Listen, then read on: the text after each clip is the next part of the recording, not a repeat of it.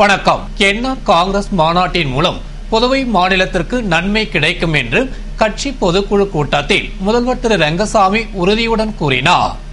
புதுவையில் வரும் 20ஆம் தேதி என்ஆர் காங்கிரஸ் கட்சி மாநில மாநாடு நடைபெறுவதை முன்னிட்டு கட்சியின் பொதுக்குழு கூட்டம் தனியார் ஹோட்டலில் நடைபெற்றது. கட்சியின் பொதுச் செயலாளர் பாலன் வரவேற்று பேசிய கூட்டத்தில் கட்சியின் தலைவரும் முதல்வருமான திரு ரங்கசாமி தலைமை தாங்கி பேசுகையில், நமது கட்சியின் முதல் மாநாடுதான் நமது ஆட்சி அமைய காரணமாக இருந்தது. தற்போது எதிர்க்கட்சிகளின் விமர்சனங்களுக்கு நாம் பதில் தரவில்லை என்ற பேச்சு எழுந்துள்ளது. அதற்கு பதில் இந்த மாநாட்டில் மக்கள் எதிர்பார்க்கும் வகையில் அளிக்கப்படும் என்றார். மேலும் இந்த மாநாடு குறித்து எல்லோரிடமும் எதிர்பார்ப்பு உள்ளது என்று தெரிவித்த அவர், எனவே மாநாடு சிறப்பாக அமைய, அனைவரும் எதிர்பார்த்தபடி அமைய முதல் மாநாட்டை விட சிறப்பாக இந்த மாநாட்டை நடத்த வேண்டும் என்று கேட்டுக்கொண்ட அவர், இந்த மாநாட்டிற்கு மக்கள் தானாக வருவார்கள். சிலர் வருவதற்கு சிரமப்படலாம், சிலருக்கு இந்த கூட்டத்திற்கு கூட அழைப்பு இல்லாமல் இருக்கலாம். எனவே அவர்கள் அனைவரையும் அழைத்துக் கொண்டு வர வேண்டும் என்று கூறினார்.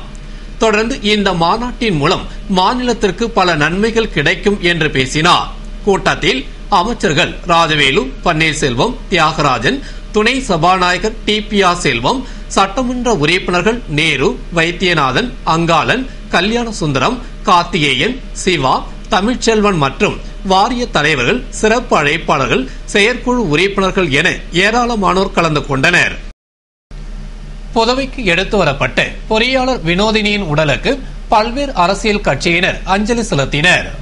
ஆசிட் வீசப்பட்டதால் உயிரிழந்த காரைக்கால் பொறியாளர் வினோதினியின் உடல் பிரேத பரிசோதனைக்கு பின்னர் சென்னையிலிருந்து புதுவை வழியாக திருக்கடையூருக்கு எடுத்துச் செல்லப்பட்டது.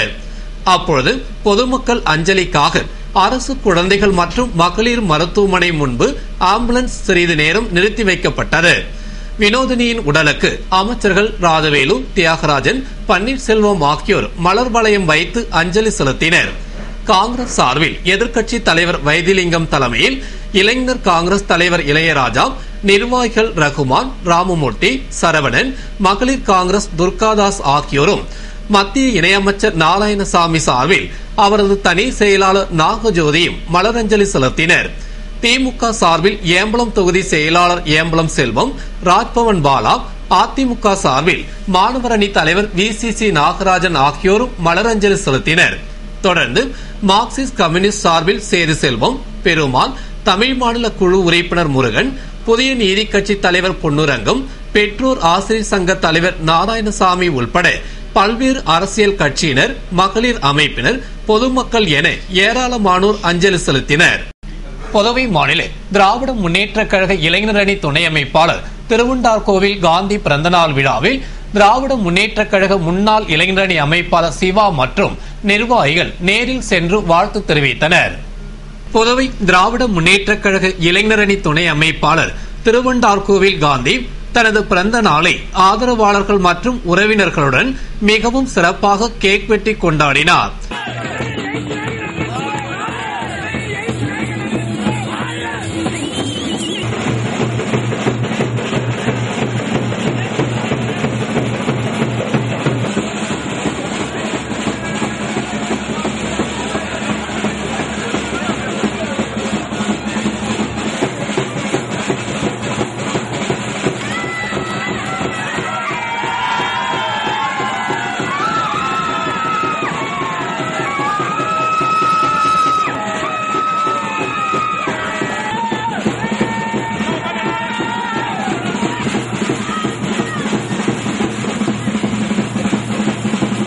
பிறந்தநாள் விழா கொண்டாடிய அவரை முன்னாள் இளைஞரணி அமைப்பாளர் சிவா, துணை அமைப்பாளர் ராஜாராமன், முன்னாள் நகரமன்ற துணைத் தலைவர் திரு ஜான்குமார், இளைஞரணி அமைப்பாளர் முகமது யூனுஸ், இளைஞரணி துணை அமைப்பாளர் ஐஜி வீரராகு, மதகடிப்பட்டு சிவக்குமார், ஆறுமுகம், தைரியநாதன், முன்னாள் கவுன்சிலர்கள் வேலன், சக்திவேல் உள்ளிட்ட நிர்வாகிகள் பொன்னாடை அணிவித்து பூங்கொத்து கொடுத்து வாழ்த்து தெரிவித்தனர்.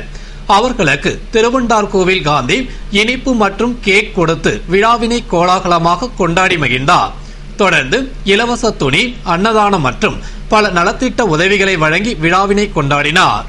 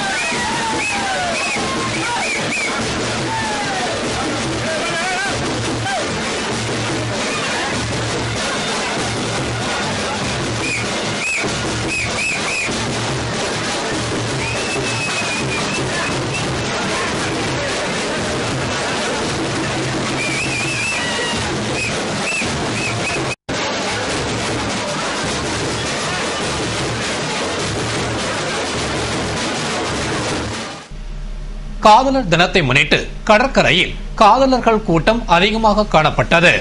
மேலும் இந்திய மாணவர் சங்கத்தினர் காதலர்களுக்கு பூ கொடுத்து வாழ்த்து தெரிவித்தனர். உலகம் முழுவதும் இன்று காதலர் தினம் கொண்டாடப்பட்டது. அதுபோன்று புதுவையில் காதலர் தினத்தை முன்னிட்டு காதலர்கள் பூங்கொத்து, பூக்கள், வாழ்த்து அட்டை, பரிசு பொருட்கள் கொடுத்து தங்களது அன்பை பரிமாறிக்கொண்டனர். இதனால் புதுவை கடற்கரையில் உள்நாட்டு காதலர்கள் மட்டும் வெளிநாட்டு சுற்றுலா பயணிகளாக காதலர்கள் கூட்டம் அதிகரித்து காதலர் தின விழா களை கட்டியது. அதுபோன்று பாரதி பூங்காவிற்கு படையெடுத்த காதலர்களுக்கு இந்திய மாணவர் சங்கத்தினர் பூ கொடுத்து வாழ்த்து தெரிவித்தனர். மேலும் காதலர் தினத்திற்கு ஆங்காங்கே ஆதரவும் எதிர்ப்பும் தெரிவித்து வருவதால் பாரதி பூங்காவில் உள்ள காதல் மரத்திற்கு இன்று போலீஸ் பாதுகாப்பு போடப்பட்டிருந்தது. புதுவை பாரதியார் கிராம வங்கி சார்பில் மகளிர் சுய உதவி குழுக்களுக்கு கடன் உதவியை அமைச்சர் திரு பன்னீர்செல்வம் வழங்கினார். புதுவை மூலக்குளம் பாரதியார் கிராம வங்கி சார்பில் சுய உதவி குழு கடன் திட்டத்தின் கீழ் மகளிர் சுய உதவி குழுக்களுக்கு கடன் உதவி வழங்கும் நிகழ்ச்சி நடைபெற்றது. நிகழ்ச்சியில் அமைச்சர் பன்னீர்செல்வம் கலந்து கொண்டு 4 மகளிர் சுய உதவி குழுவினரைச் சேர்ந்த 60 பயனாளிகளுக்கு 9,60,000 ரூபாய்க்கான காசோலையை வழங்கினார். அப்பொழுது வங்கியின் தலைவர் தேவராஜ், வங்கியின் மூலக்குளம் கிளை மேலாளர் பிராங்க்லின் ஆகியோர் உடனிருந்தனர். இதனையடுத்து உழவர்கரை தொகுதிக்கு உட்பட்டு இந்து நகர் பிரதான சாலையில் சட்டமன்ற உறுப்பினர் தொகுதி மேம்பாட்டு நிதியிலிருந்து 4,94,167 ரூபாய் மதிப்பீட்டில் கருங்கல் சாலை அமைத்தல் மற்றும் பக்க வாய்க்கால் அமைக்கும் பணிக்கான பூமி பூஜை விழாவில் அமைச்சர் திரு பன்னீர்செல்வம் கலந்து கொண்டு பணியினை துவக்கி வைத்தார். விழாவில் உழவர்கரை நகராட்சி ஆணையர் முனுசாமி, பொறியாளர்கள், ஊர் முக்கிய பிரமுகர்கள் மற்றும் பொதுமக்கள் பலர் கலந்து கொண்டனர். புதுவை லாஸ்பேட்டை என்சிசி வளாகத்தில் நடைபெற்ற வருடாந்திர பயிற்சி முகாமில் தீ விபத்தின் பொழுது தீயை அணைப்பது குறித்து பயிற்சி அளிக்கப்பட்டது. புதுவை லாஸ்பேட்டையில் உள்ள தேசிய மாணவர் படை அலுவலக வளாகத்தில் கடந்த 11ஆம் தேதி முதல் வருடாந்திர பயிற்சி முகாம் நடைபெற்று வருகிறது. என்சிசி அதிகாரிகள் மற்றும் 650க்கும் மேற்பட்ட என்சிசி மாணவர்கள் பங்கேற்ற முகாமில் மாணவர்களுக்கு ஒற்றுமை, நல்ல பழக்க வழக்கத்துடன் வாழும் முறை, சேவை மனப்பான்மை, ஏபிசி போன்ற சான்றிதழ்களை பெற தேர்வு எழுதும் முறை குறித்து விளக்கப்பட்டது. அதன் தொடர்ச்சியாக புதுவை தீயணைப்புத்துறை சார்பில் மாணவர்களுக்கு தீ விபத்து ஏற்பட்டால் தீயை அணைப்பது குறித்து பயிற்சி குரூப் கமாண்டர் ஜோசி முன்னிலையில் அளிக்கப்பட்டது. இதற்கான ஏற்பாட்டினை முகாம் தலைவர் ராஜேஷ் குப்தா செய்திருந்தார். புதுவை பல்கலைக்கழகத்தில் வேதியியல் துறை சார்பில் நடைபெற்ற கருத்தரங்கில் நோபல் பரிசு பெற்று பிரான்ஸ் நாட்டு விஞ்ஞானி சிறப்புரையாற்றினார். புதுவை பல்கலைக்கழகத்தில் வேதியியல் துறை சார்பில் தேசிய கருத்தரங்கு நடைபெற்றது. நேரு அரங்கில் நடைபெற்ற நிகழ்ச்சியில் பேராசிரியர் விக்டர் வரவேற்று பேசிட பல்கலைக்கழக துணைவேந்தர் சந்திரா கிருஷ்ணமூர்த்தி அறிமுக உரையாற்றினார். சிறப்பு விருந்தினராக பிரான்ஸ் நாட்டைச் சேர்ந்த நோபல் பரிசு பெற்று விஞ்ஞானி பேராசிரியர் ஜேன் மேரிலின் கலந்து கொண்டு இயற்பியல், வேதியியல், உயிரியல் போன்றவற்றின் முக்கியத்துவம் குறித்து விளக்கினார். கருத்தரங்கில் பேராசிரியர்கள், ஆராய்ச்சி மாணவர்கள் மற்றும் பள்ளி மாணவ மாணவிகள் கலந்து கொண்டனர். புதுவை போக்குவரத்து காவல் அலுவலகத்தில் எஸ்பி தெய்வசிகாமணி தலைமையில் முதலுதவி குறித்த பயிற்சி வகுப்பு நடைபெற்றது.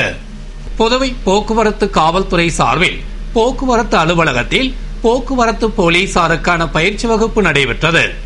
எஸ்பி தெய்வசிகாமணி தலைமையில் நடைபெற்ற பயிற்சி வகுப்பில் சிவப்பு நாடா சங்க கோபால், டாக்டர் ஸ்ரீனிவாசன், செவிலியர் அருள் ஆகியோர் கலந்து கொண்டு விபத்து மற்றும் ஆபத்தான நேரத்தில் முதலுதவி அளிப்பது குறித்து விளக்கினர்.